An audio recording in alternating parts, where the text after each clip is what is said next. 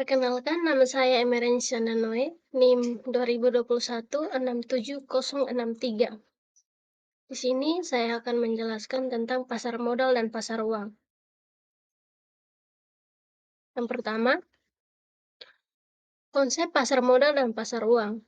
Pengertian menurut para ahli. Pasar modal menurut Profesor Dr. Soedarsono, pasar modal adalah suatu sistem lembaga dan badan usaha yang mengatur dan menyelenggarakan kegiatan penjualan portofolio sekuritas sebagai sarana pembiayaan dan instrumen investasi jangka panjang. Yang berikutnya pasar uang. Menurut Prof.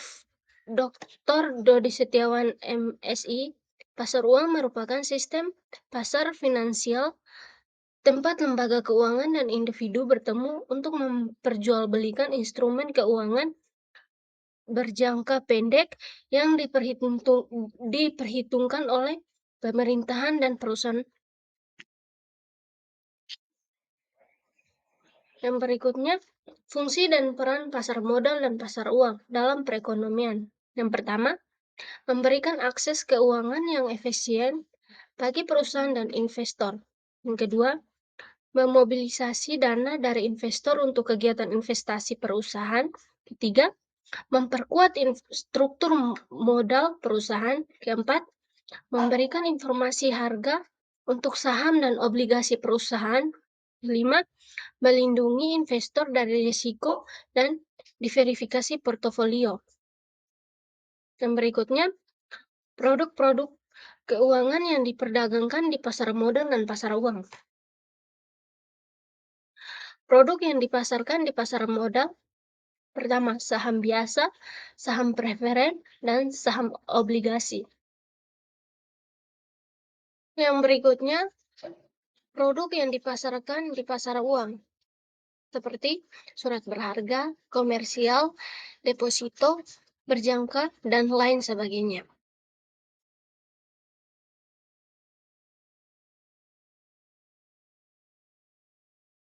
Dan berikutnya, konsep investasi dalam pasar modal dan pasar uang.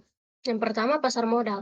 Pasar modal adalah tempat untuk membeli dan menjual surat berharga seperti saham, obligasi, instrumen keuangan lainnya. Tujuan dari investasi di pasar modal adalah untuk mendapatkan keuntungan dari kenaikan harga surat berharga atau dari dividen yang dibayarkan oleh perusahaan sebagai bagian dari keuntungan yang stabil dan aman.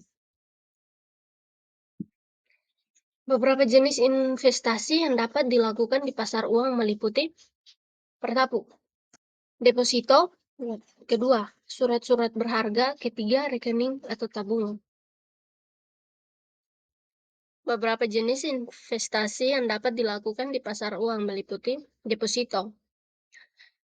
Deposito, simpanan jangka pendek yang dibuka pada bank dengan tingkat suku bunga tetap. Investasi ini relatif aman dan memberikan keuntungan pada tanggal jatuh tempo. Yang kedua, surat-surat berharga. Instrumen keuangan yang memiliki jangka waktu kurang dari 1 tahun. Contoh surat berjangka pendek adalah surat berharga komersial dan cek bank. Yang ketiga, rekening tabungan. Jenis rekening yang terbuka di bank untuk menyimpan uang dan memberikan keuntungan dalam bentuk bunga. Namun jumlah bunga yang diberikan biasanya lebih rendah dibandingkan dengan instrumen pasar uang lainnya.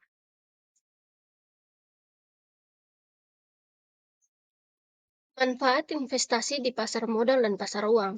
Yang pertama, potensi keuangan yang tinggi. Dua, diverifikasi portofolio. Ketiga, meningkatkan nilai investasi. Yang keempat, melindungi nilai uang. Yang kelima, tenang dalam menghadapi ketidakpastian. Berikut strategi investasi. 1. Menabung secara rutin. 2. Diverifikasi portofolio. 3. Melakukan riset. 4. Menggunakan rasio keuangan. 5. Menjaga emosi. Yang berikutnya, analisis fundamental dan analisis teknikal. Yang pertama, pengertian analisis fundamental. Analisis fundamental adalah metode evaluasi nilai suatu instrumen keuangan seperti saham atau obligasi dengan menganalisis faktor yang mempengaruhi kinerja dan prospek perusahaan atau entitas yang menerbitkannya. Jenis-jenis analisis fundamental. Satu, ada analisis kualitatif. Analisis kualitatif melibatkan penilaian terhadap faktor-faktor non-angka yang dapat mempengaruhi kinerja perusahaan, seperti manajemen, strategi bisnis, reputasi merek, dan kondisi industri. Yang kedua, analisis kuantitatif. Analisis kuantitatif melibatkan evaluasi angka-angka dan data keuangan perusahaan, seperti laporan keuangan, rasio keuangan, indikator kerja. Faktor-faktor yang mempengaruhi harga pasar, pasar modal, dan pasar uang. Yang pertama, faktor ekonomi. Perubahan dalam kondisi selama ekonomi makro seperti pertumbuhan GDP, inflasi, suku bunga, dan kebijakan moneter dapat mempengaruhi harga pasar modal dan pasar uang. Yang kedua, faktor perusahaan. Faktor seperti kinerja keuangan, prospek pertumbuhan, manajemen perusahaan, dan faktor-faktor industri dapat mempengaruhi harga saham dan obligasi perusahaan. Yang ketiga, faktor pasar. Sentimen pasar, permintaan dan penawaran, likuiditas pasar, dan faktor-faktor psikologis investor juga dapat mempengaruhi harga pasar modal dan pasar uang. Yang berikutnya, manajemen risiko. Pengertian manajemen risiko. Menurut Profesor Dr. Jogianto M.Si, manajemen risiko adalah proses identifikasi, evaluasi, dan penanganan risiko yang dapat mempengaruhi tujuan obligasi. Karakteristik manajemen risiko meliputi adanya ketidakpastian, kemungkinan terjadinya kerugian atau keuntungan, serta dampak terhadap tujuan organisasi. Yang berikut, tujuan manajemen risiko adalah untuk mengurangi atau menghilangkan risiko yang tidak diinginkan serta memanfaatkan peluang yang ada. Proses penerapan manajemen risiko meliputi identifikasi risiko, evaluasi risiko, penanganan risiko, dan pemantauan serta pengendalian risiko. Identifikasi risiko dilakukan dengan mengidentifikasi semua potensi risiko yang mungkin terjadi. Yang berikutnya, teori portofolio. Konsep portofolio. Konsep portofolio merujuk pada kumpulan sekuritas yang dimiliki oleh investor. Portofolio dianggap sebagai alat utama bagi investor yang memungkinkan mereka untuk meminimalkan risiko dan memaksimalkan hasil investasi. Dalam teori portofolio, investasi akan mencoba untuk mencapai keseimbangan antara risiko dan pengembalian dengan menempatkan uang mereka di berbagai jenis investasi. Pembentukan portofolio. Pembentukan portofolio dimulai dengan tujuan investasi yang jelas dan strategi investasi yang baik. Tujuan investasi dapat berada antara investor, misalnya ada yang ingin memaksimalkan keuntungan, meminimalkan risiko, dan bahkan mencampurkan kedua tujuan tersebut. Diverifikasi portofolio. Praktik umum di mana investor membeli berbagai jenis sekuritas dalam portofolio mereka.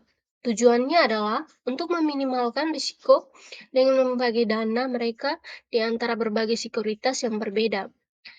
Dengan memiliki portofolio yang diverifikasi, investor dapat mengurangi risiko yang terkait dengan investasi pada satu jenis sekuritas saja. Terima kasih.